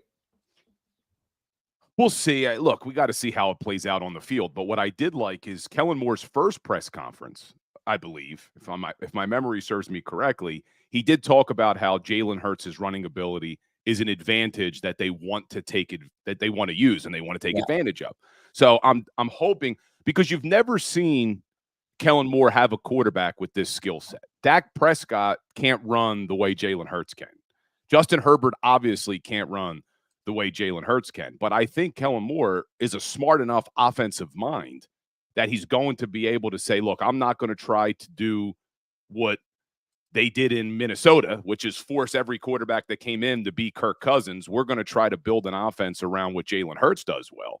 And I know we pick apart Jalen Hurts' press conference the last time we heard from him, but what I did like is that he said, I'm trying to make this offense mine. I loved that, Bill. That was my favorite part of that press conference. We pick apart the other things, but that was good. So maybe Kellen Moore does say, hey, look, we're not going to try to force you to be somebody you're not. We're not going to turn you into a pocket passer. We know your legs are a real advantage, and we're going to use them. I'm glad you brought up that comp, Bill. That's a good comp from the perspective of, I brought it up last year. If you remember the 10 seconds of fame of Josh Dobbs, remember? Yeah, it was when they were letting him play, John, and then they tried to make him Kirk Cousins. And well, exactly. That my whole point is he got there on like 2 days of preparation, and they didn't have any preparation. So they just said, I forgot who got hurt. It was the back that Jaron Hall or whoever that crappy backup they had was. The rookie quarterback got hurt right away. And he had 2 days of prep. They just traded for him, and they said, go out on the field and just go make it. And he won the game. And then he won the next. And then you're right. Then as they got him in practice, they started, hey, we're going to put you under center and turn around and play action and do what Kirk Cousins does. I really lost a lot of respect for Kevin O'Connell watching that. I'm like, dude, you got to take advantage of, not that Josh Dobbs, he's probably getting exposed anyway. But the overriding point is, and you mentioned, and everybody keeps mentioning what San Francisco does. The Eagles seem obsessed with what San Francisco does. They have a different style. Believe me, if Trey Lance had to play back in the day, Kyle would do different things. He's building around the quarterback he has. Get the football out quickly. Get the ball over the middle. You mentioned yards after catch. He's building around the quarterback he has. The Eagles have a great quarterback. Build around his strengths. I argue, improve the deficiencies, work on them, get incrementally better, but don't change from what the quarterback does well. And we have a great history we could go back to. Look at when Carson Wentz went down. Nick Foles steps in 2017. Doug Peterson, Frank Reich, John DeFilippo, what did they do? They said, okay, we're not going to force him to be Carson Wentz. What does Nick Foles do well? And then they started that whole RPO game. Different RPO than what you see with Jalen Hurts. Foles wasn't pulling it and running around the outside. But they built the offense to take advantage of Nick Foles' skill set, and the rest is history. We're parading down Broad Street. So I'm expecting them to be smart enough to do it. And look, when we talk about the yards after catch, I've given this stat before. You go back to 2022 with Shane Steichen, the Eagles were top 5 in average yards after catch. And then with pretty much the same weapons, last year with Brian Johnson calling the plays and designing the offenses, they went from 5th to 25th in average yards after catch. To me, that is all about the play designs and the route concepts.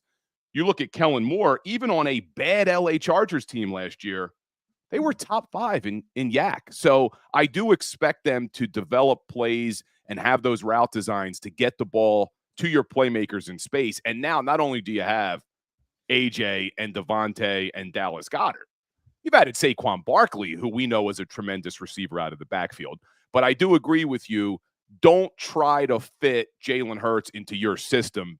Build a system to take advantage of Jalen Hurts, because he does have a unique skill set that you saw on full display 2 years ago.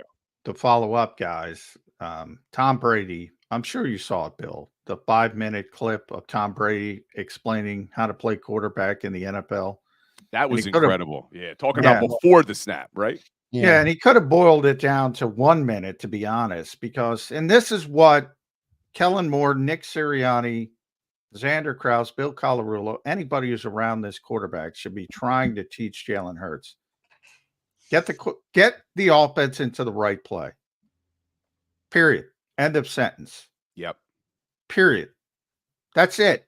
That's all I want Kellen Moore to do, to teach Jalen Hurts and keep getting him better at that. So when you talk about hot routes, instead of just throwing a bubble screen, identify, oh, the blitz is coming from the slot. I got AJ on that side. Go right behind it. Boom. Quick throw. Get the ball out. Yards after catch. Understand what's going on. Get the offense in the right play. That's all I want. That's all I want. He's already proven he can play at an MVP level. You get better at that, everybody's happy. Simple as that. It's all he needs to improve on. And I agree with you. And that's also why I've been preaching patience to start this season, because that is an area of Jalen Hurts' game where I'd love to see him improve. But when you are learning a new offense, whether it's 95% new, as he said in the press conference, or 25% new as it's being reported now, leaking from the NovaCare, who knows? Whatever it is, it's going to be new. And I think that type of mastery will come over time. I'm not expecting Jalen Hurts in week 1 against the Green Bay Packers to be able to get up to the line and have that much mastery of the playbook yet. But I do expect him to grow as the season goes on and be able to make those type of calls, because I'm also, why has he been so reluctant? And I don't know if it was him, if it's Nick Sirianni's offense. They've been so reluctant to utilize the running back out of the backfield. That could be your best friend. When the blitz is coming, you have that little dump-off route to your running back. They have Saquon now. Bill, you're opening up a can of worms here, Bill. You're opening up a can of worms. Well, first of all, Saquon might be the most overrated receiving back in the history of the world. I mean, come on, John. How do you say that? I mean, he had one good receiving season as a rookie in 2018 before his torn ACL. Wait, his listen. last 3 seasons, 41 for 263. 57, you say, that's pretty good. 338, under 6 yards per reception. 41 for 280. So the guy is not a good you just named 3 receiving seasons. back. You just named 3 seasons, 41 catches, 57 catches, 41 catches. In 3 years of Jalen Hurts and Nick Sirianni, they've never had a running back have more than 39 catches in a season. That was last year with DeAndre Swift. You go back to the year before that, your leading receiver from the backfield in terms of receptions was Kenny Gainwell with 23 and 33. So to your point about using Saquon Barkley's down years, that's still more receptions than we've had. There's any no running back. efficacy to those receptions. Now go back to Nick Sirianni's offense in Indianapolis with Phillip Rivers and look at that. You play to the strengths of your quarterback. The quarterback, if A, he doesn't like it, and B, he's more effective doing what he does than dumping it off from a running back. Let me ask you. You just said Saquon Barkley's averaging 6 yards a carry, or 6 yards of reception. What would you rather have, a 6 yards reception or an 8-yard sack for a loss? I'll take the 6 yard reception to Saquon Barkley. Here's the thing about if you go 6 yards per reception versus whatever Jalen's at his height last year, he didn't have a good year from a yards perspective. He was under 4 for the first time. You got all the tush pushes thrown in there. The point is, is he going to take a sack? Did you enjoy? I bring up the Olamide Zaccheaus play. Did you enjoy that play, Bill? That doesn't happen if you're dumping it off the running back for 4 yards.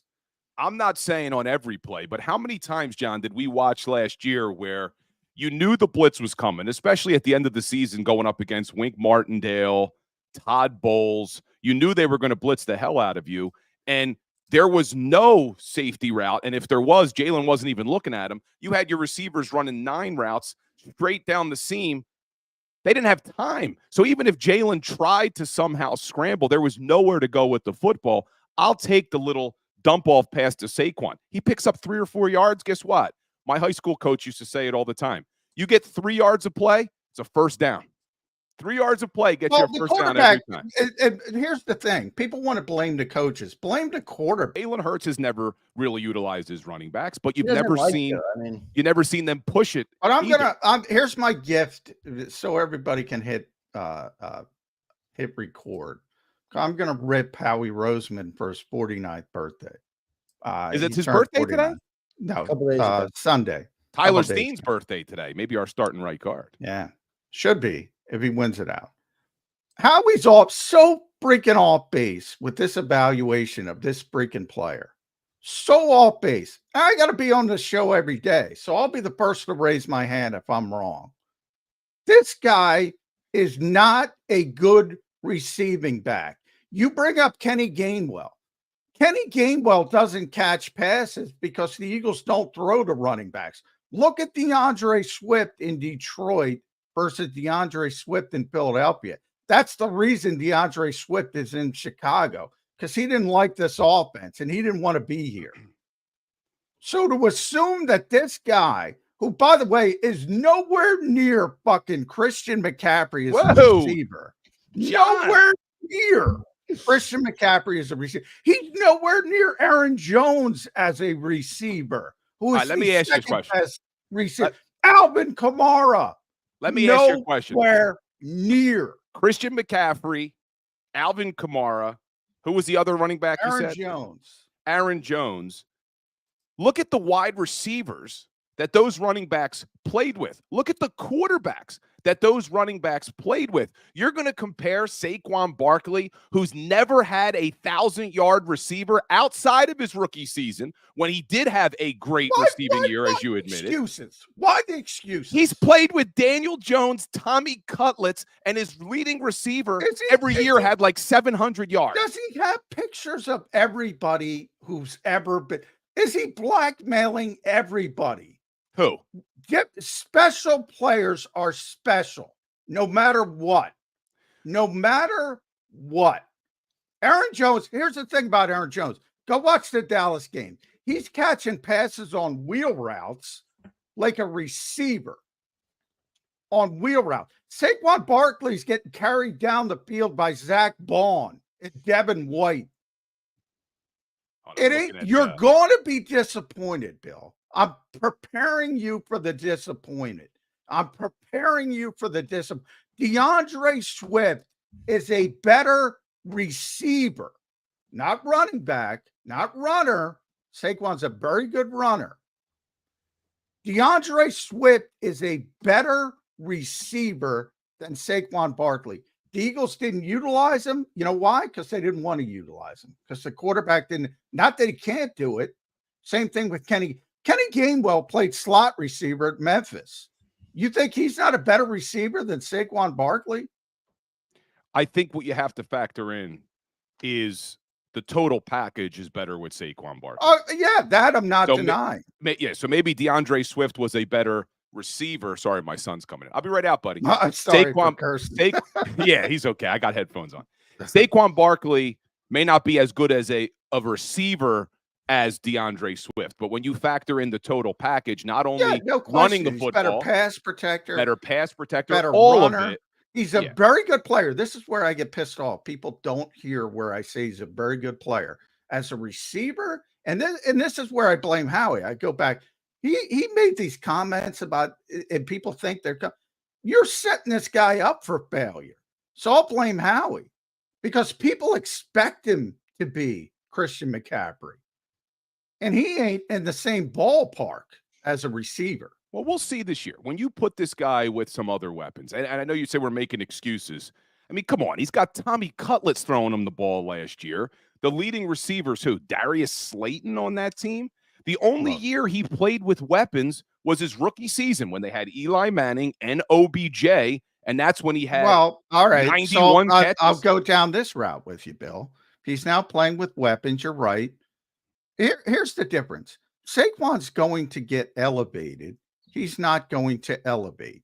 He's going to be elevated by A.J. Brown and Devontae Smith and Dallas Goedert.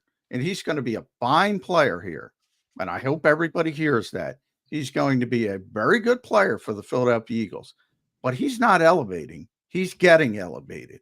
And my last thing, Bill, you say you didn't have complementary pieces, which you're correct. That's fair context with the Giants, who are an awful organization, awful team. And he does have it here. Why in God's name would you not want to get the ball in the hands of A.J. Brown, Devontae Smith, and Dallas Goedert before Saquon Barkley in the passing game? In the passing game. I think it's just another piece. I'm not expecting Saquon Barkley to have 90 catches this season. I don't want him to have 90 catches for that exact reason. But when you talk about Saquon isn't necessarily going to elevate this offense, I don't need the offense elevated that much. Just clean up the turnovers. I mean, you look at last season's offense. They're a top 10 offense in the NFL. It was the turnovers that crushed this team. So, look, maybe you could make the argument they overpaid Saquon Barkley. Not when you look around. Not when the alternative is giving Darnell Mooney the same amount of money at a third wide receiver position. So I look at Saquon as just another weapon on this team, and I don't need him to elevate the offense that much. You're still top 10. Clean up the turnovers, have a better answer for the blitz, which I think Saquon should be able to help with because he is good at pass protection, and just protect the football. And then you're still a top 10 offense. You were number 7 in the NFL last year, even though it looked terrible at times. Yeah, so, people are taking the small sample size over the larger one. They're talking about 7 games at the end of the season where the offense didn't look great. Which I get it, but the larger sample size, you're coming into a great offense if you're Saquon Barkley. Yeah. I'm just saying that the special, the weapon talk, and you know, Howie was the one who said these words. People are going to be disappointed, and they're setting the poor guy up for failure. And he's going to be a good player, but that's all he is. He's not a great player. And the Eagles have had good running backs, and he's going to be a little bit better at things that nobody cares about. Pass protection, 4-minute offense. What he's not going to do is be impactful in the passing game. Not happening. I don't think fans are going to be disappointed if they're winning football games. Well, yeah, that's right. True. I mean, if Saquon isn't having 60, 70 catches this season, but they're winning and the offense is firing on all cylinders, I don't think people will be complaining. But to my point about Darnell Mooney, so you look at it. What did you want to see Howie do instead? So they took. Well, you didn't hear me say anything about the money because I don't give a shit about the money. So I don't just care. I'm not not saying they overpaid. I'm saying how we blew this guy up, calling him special, weapon, and all these types of adjectives. And there was no need to do it. There was no need to do it because now you've created this expectation. You're right. If you win games, people will move the goalposts and they'll forget about their grandiose proclamations in the spring about this guy's going to be this and this guy's going to be that. And they're not going to care. But that doesn't mean the hypocrisy doesn't exist. They're expecting a difference-making player because of what Howie Roseman said. He didn't need to say that. Just soft shoe it. Don't worry about, he's the second best thing to Christian McCaffrey. No, he's not. Why create those expectations? Why? He didn't have to do it. Rare mistake. He doesn't make a lot of mistakes. That's a mistake, in my opinion. And he's done that before, Bill. When you talk about quarterback factory, no need to say it. When Jeffrey talked about gold standard back in the day, no need to say it. When you say words like special and weapon, people expect special and weapon. Now, are you right, Bill? And when they say, yeah, if they win 14 games, nobody's going to care. You're right. But they're moving the goalpost. Right now, they're expecting special and a weapon, not a great pass protector. Special player. See, I guess we do disagree because I think that he can be a special player in this offense. And for me, I don't care if you're putting it out there to the public that you think Saquon Barkley's a special player. I don't care if the fans are disappointed because, he's not as special. Let's put it out there. Let's make defensive coordinators think that this offense is going to utilize Saquon Barkley in all different types of ways because it just gives them something else to worry about on game day. That's my point, Bill. You just made every defensive coordinator on this schedule smile. Oh, you're not going to try to get the ball to AJ? Yeah, please dump it off to Saquon. You're making every defensive coordinator smile by saying we're going to utilize this guy by all means. I just think that your analysis of Saquon, it's flawed in light of the fact that he was the only weapon on the New York Giants. So when you look at his average yards per reception, his average yards per carry, it was a lot easier for defensive coordinators to game plan to stop Saquon Barkley. Christian McCaffrey, as great as he is, and I do think he's better than Saquon Barkley, if you put Christian McCaffrey on the New York Giants over the last 3 or 4 seasons, Christian McCaffrey's not putting up the numbers he's putting up in San Francisco. It's when you put Christian McCaffrey on a team. Putting up numbers. I'm sure he's putting up numbers. Be as good. That's not those point. Numbers. Not when you have Brandon Ayuk, Deebo Samuel, George Kittle. I got to cover Adrian Peterson on a bad team. That is a special player. Crappy supporting cast. Christian Ponder was worse than Daniel Jones.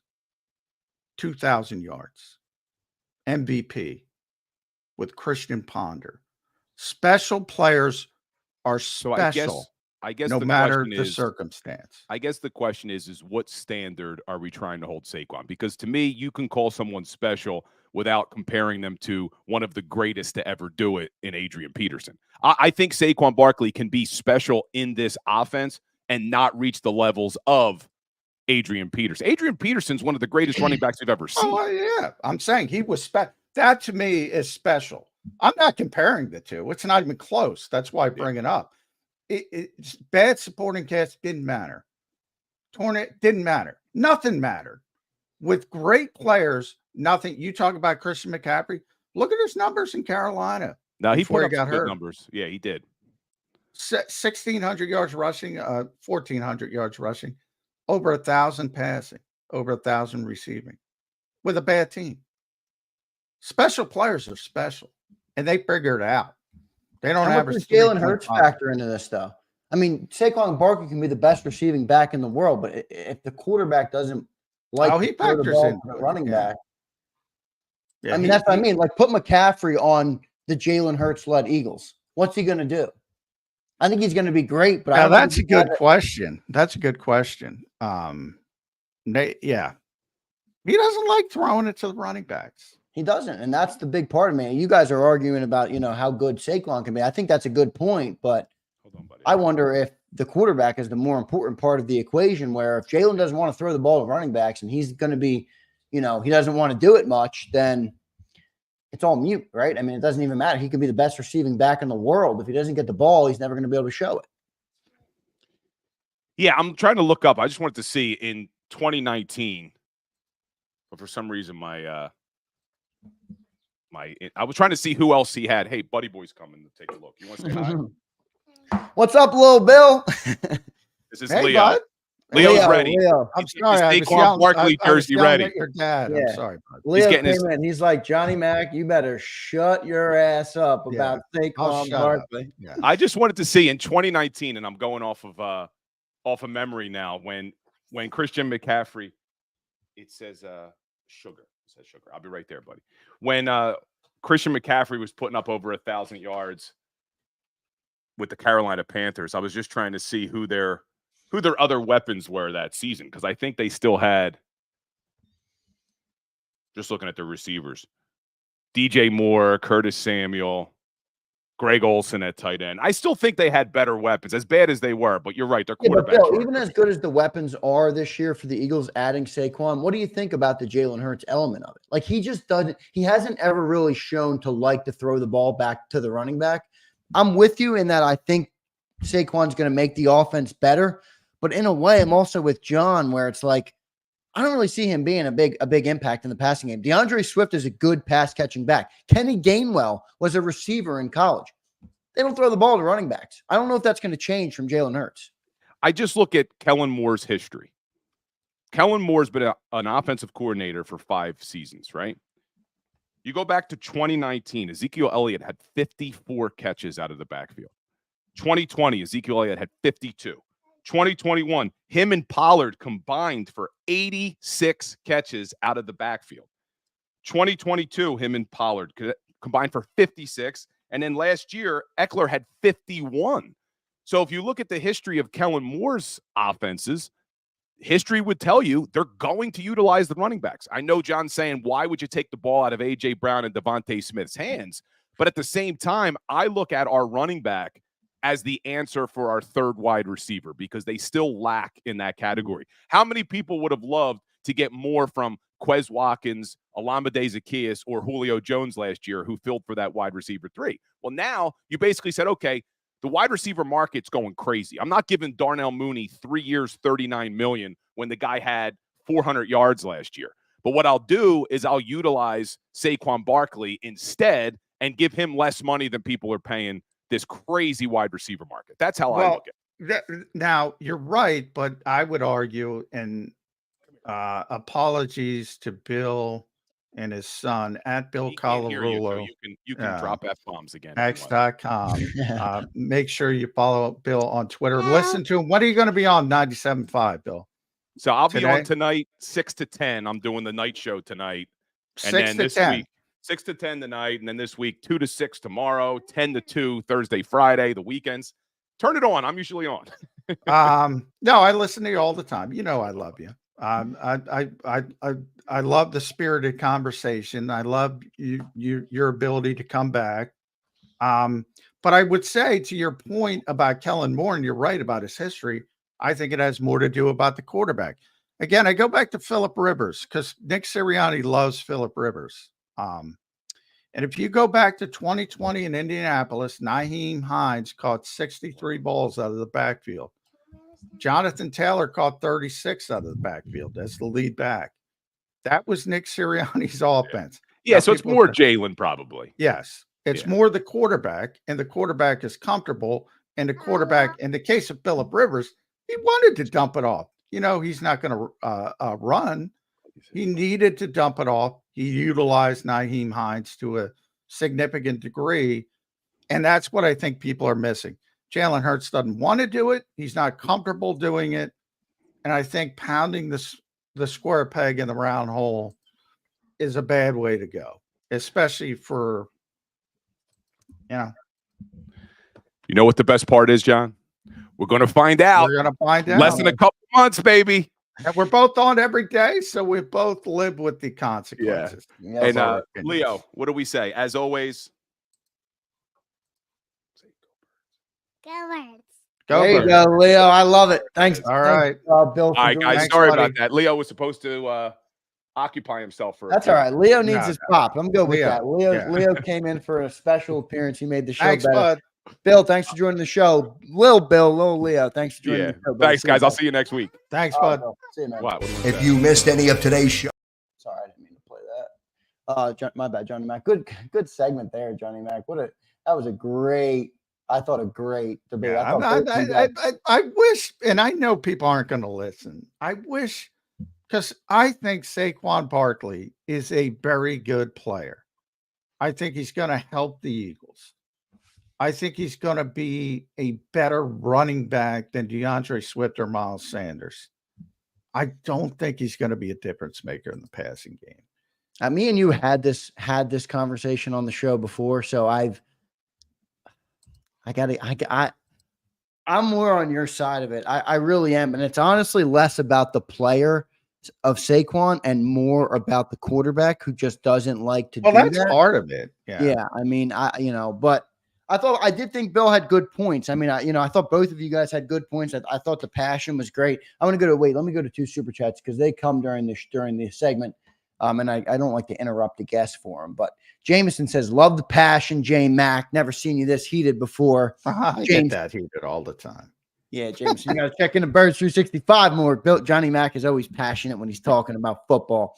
James Carver says, Bill, Henry put up his numbers on a worse O-line team with the Titans. J-Mac's right again, and Henry's not an AP talent either.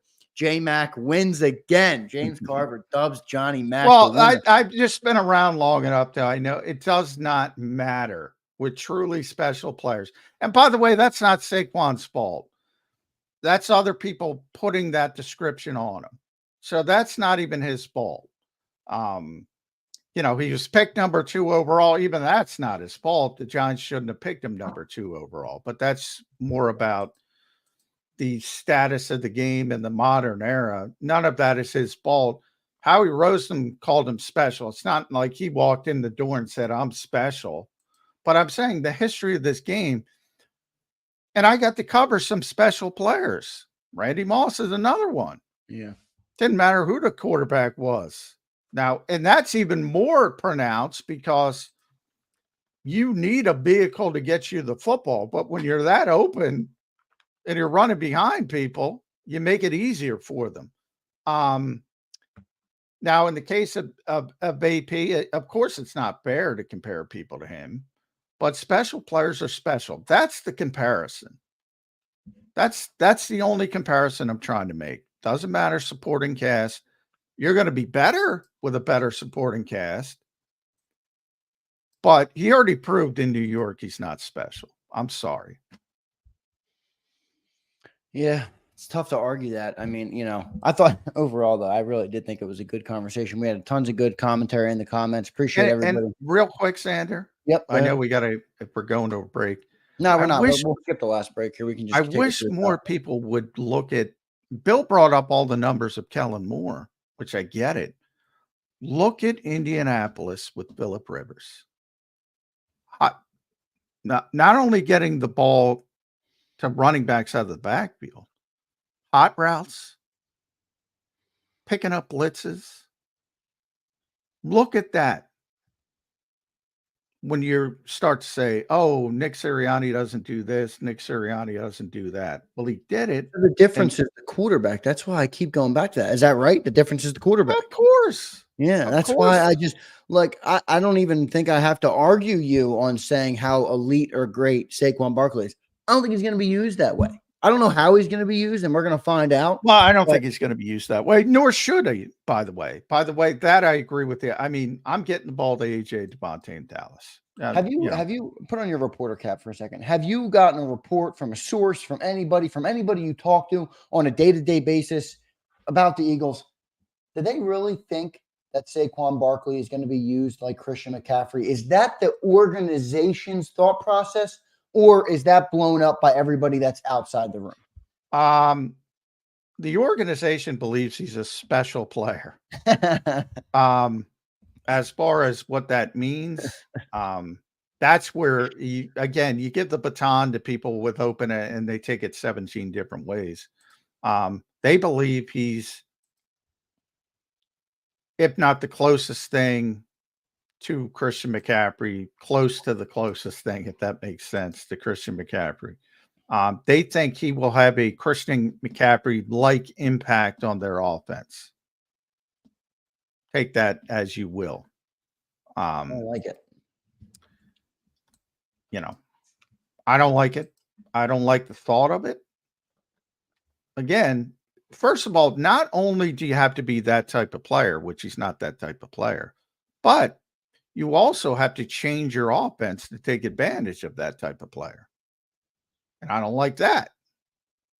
So, yes, but they think he's and I will be the first one on Birds 365 to say he's a special player if he's a special player. I got to be on every day, Zander. I can't hide. I'll be the first one to say Howie's right if I'm wrong. And for those who listen to the show, I generally agree with Howie. This is one where we disagree. I think he's wrong on the evaluation of the player. And for Eagles fans, I hope I'm wrong. I fear I'm right. I think there's a way that you can be right and the Eagles can still be great. That's the thing Because they have great players elsewhere. That's what I mean. Like, I don't think Saquon needs to be the person we're trying to make him be or the Christian McCaffrey of the Eagles for us to have success. I mean, I thought Bill was right in that he said, you know, manage those turnovers, pick up some of the stuff. But to your point, that's not special, right? That's not what the expectation is on Saquon Barkley. And that's where I think you bring the good And point. where Bill was right, and that will change, and people will have no problem moving the goalposts. If they win games, it's not going to matter. They're not going to care. But I'm just, and in this case, I'll speak to Howie directly. Yeah, I disagree on your evaluation of the player. I mean, simple as that. Just 6 days and 22, maybe call it 23 hours until round 2 of Johnny Mack and Big Bill. That was a good debate, Johnny Mack. You held your own as you always do. You are a very smart football mind, and nobody can take that from you. So obviously, when you get into a good debate, it is a good one. I thought that was tremendous. I thought both of you guys were tremendous. Both made great points, and it really made for a good show today. Great content, great off-season content. Look at this, June 25th. June 25th, Johnny Mack, and we're having passionate discussions about the Philadelphia Eagles. That's only right here on Birds 365, right here on JAKIB Sports. Sometimes you got to brand to gram it, baby. Yes, manufacture it. Yeah. Yes, sir. I thought yours was good. And good show today, everybody. Thanks for tuning in. I hope you guys hit the like button on your way out. That was an excellent show. I don't know how many likes we're up to, but it should be a good number after that one. That was a good debate. Johnny Mack was in it. Billy C was in it. I don't know how many likes we're at. How many likes we got, people? If you guys can put that in the chat. I'd love to know. Somebody put like if you think John's wrong. So we should get a lot of likes. That was our boy Slagger. Yeah. We should get a lot of likes. Yeah. You should hope I'm wrong, but I fear I'm right. Yep. We'll see how it all plays out. Johnny Mack, good show today. 87 likes. Come on, guys. Let's get that to 100 before we get out of here. If you guys enjoyed that debate, drop a like. You're not finding this type of June 25th content anywhere else right now with that type of passion and fire talking about the Philadelphia Eagles. Johnny Mack, good stuff today. Thanks, everybody, for tuning in. Good show, Johnny Mack. We'll see you tomorrow, brother. All right. Thanks, everybody. Thanks, everybody. Catch you tomorrow on Wednesday's edition of Birds 365. You've been listening to Birds 365, the destination for the passionate Eagles football fan who bleeds green. If it's Eagles football, we're talking about it. Debate, inside the locker room, and guests that are some of the greatest football minds from around the region. We hope you enjoyed the show. We know we had a blast. Make sure to like, comment, and subscribe, and we'll be back soon. But in the meantime, hook up with us on social media at JAKIB Sports. See you next time on Birds 365.